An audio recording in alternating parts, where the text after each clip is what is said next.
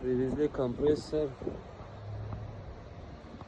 наш российский, 6-цилиндровый, двухступенчатый.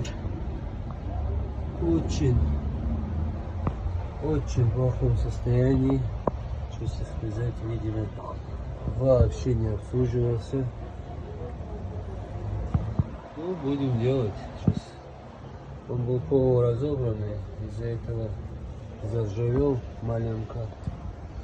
Ну, восстановим, поставим на ход. Скоро